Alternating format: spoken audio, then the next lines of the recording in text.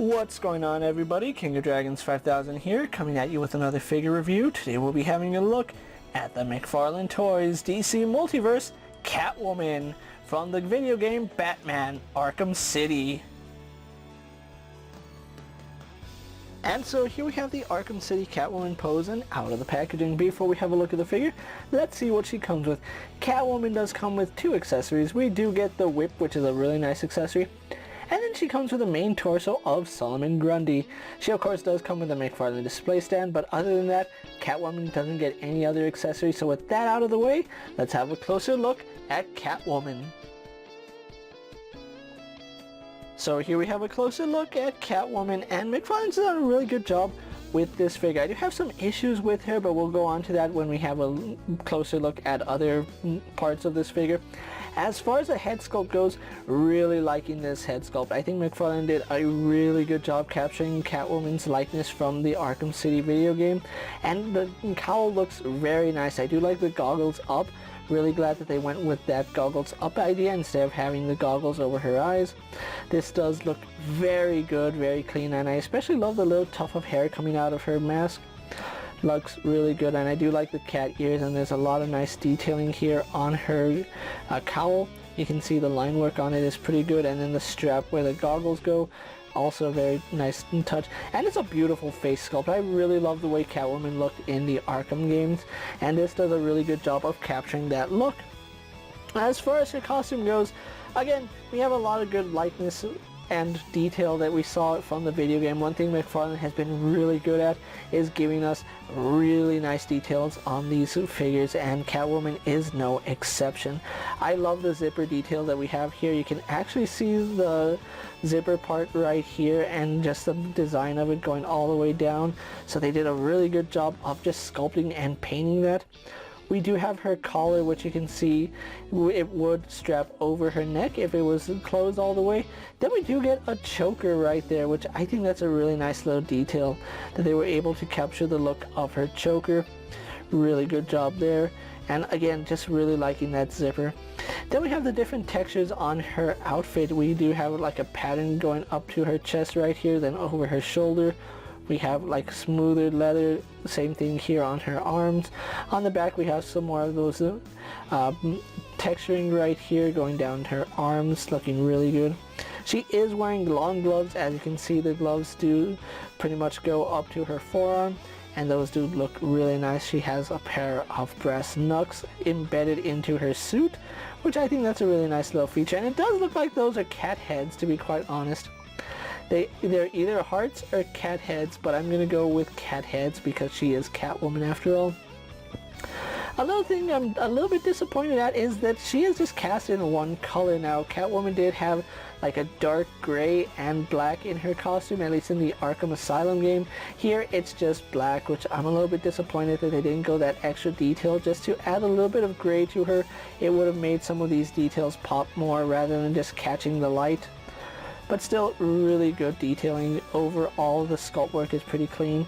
We do have some belt buckles right here, which unfortunately those aren't painted, which I would have liked to see these painted. That would have been a nice little detail. We do have some more buckles right here that aren't painted.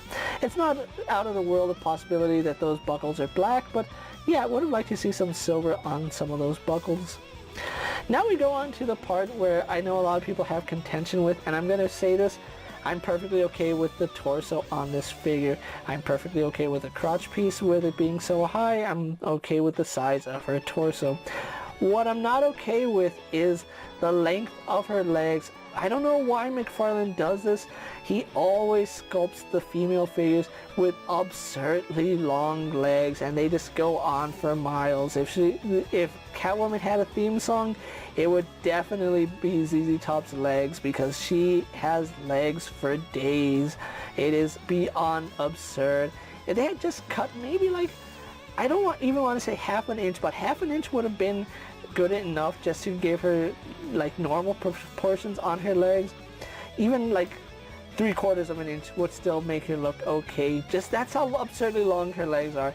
They are just very long, very absurdly long. I do like the detailing on it. The texturing on her outfit looks great, and you can see, for those of you wanting to see, she does have accurate proportions on her backside. But the legs, why do we keep getting these figures with legs that stretch from like New York to Texas? I will never understand that. As far as the detailing goes, it's all there, it's clean, it's sculpted wonderfully. As far as execution, back to the drawing boards, give us women with actual proportioned legs. That's absurd at this point in the game. As far as her boots go, they did a really good job sculpting her boots. We do have the laces going across. We do have some straps which look really good. Some straps going across the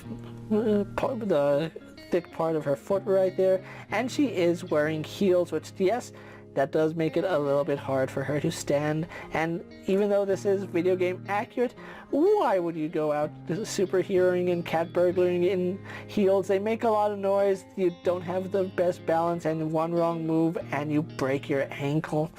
It's absurd why Catwoman runs around in heels. But anyway, yeah, it's a good figure. I just kind of wish that the proportions were a little bit better, especially here in the legs. Like, her torso is fine. Her head to her hips is perfect. I think the arms are a good length. It's just the length of her legs. It's too much. We saw that with Wonder Woman, and it's just a trend that keeps happening. Oh well, but with that out of the way, guys, let's actually get Catwoman compared to other figures you may have in your collection. Here we have Catwoman posed next to a Marvel Legends Cyclops and a DC Multiverse Superman. Here we have Catwoman posed next to a WWE Elite Scale figure and a Mezco One-Twelfth Collective Popeye the Sailor Man. Here we have Catwoman posed next to a Lightning Collection White Ranger and a Star Wars Black Series Mandalorian.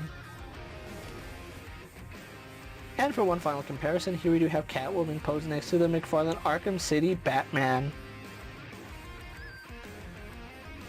So with the comparisons out of the way, let's have a look at Catwoman's articulation. Now, Catwoman does have a double ball joint in the head, however, it is a little bit limited looking up. I don't know why she doesn't get the best clearance.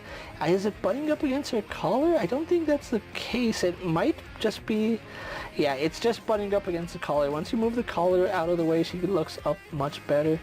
She does have nice head tilt as well as left and right rotation. We do have a ball joint here in the shoulder, but there's not enough clearance to really move it around, so unfortunately you only really get horizontal movement and then all the way around. We do have a bicep swivel, which is really stiff on mine for some reason, but it does function. We have a double bend here at the elbow, going pretty far. I do like that. We have a ball hinge here at the wrist, which does have up and down or in and out hinge, depending on how you have that joint situated, and it does rotate on that pin. She has a ball joint here in the torso, which does give us a really good range of movement. Here on Catwoman, leans back, forward, side to side, as well as rotates. Then she does have a second ball joint here at the waist, which lets her lean back about that far. She leans forward about that far, so it's pretty good. Yeah, that could look a little bit cleaner, but I'm not at all upset at how it came out, to be quite honest. I think the legs are more atrocious than this crotch piece. But anyway, moving on, it does rotate fine. I think that works good. Legs do get some good range. You can see she does kick very high up, and that's about as high up before the crotch piece starts restricting it. Lean goes back about that far, out to the side, no problem. We do have a slight thigh swivel, which is a little bit unfortunate. Double bend here at the knee. Not stiff at all. I really do like how fluid that moves. We do have rotation here at her ankle. A hinge which goes back to about that far. Goes forward to about that far. We have forward facing pin for rocker ankle, but because she is wearing heels, that's at a very sharp angle, so it pretty much rotates twice. And then for some reason she has a toe hinge, and I don't understand why she has a toe hinge if she's wearing heels. She's already standing on her toes, so yeah. Overall, I do like the way Catwoman came out. I just kind of wish those hips, or not the hips, but the legs were shorter. So with that out of the way, guys, let's actually get Catwoman posed for my final thoughts, and then we'll wrap up this review. And so here we have the McFarlane Toys DC Multiverse to Arkham City Catwoman pose for my final thoughts. And overall, I generally like this figure, don't get me wrong.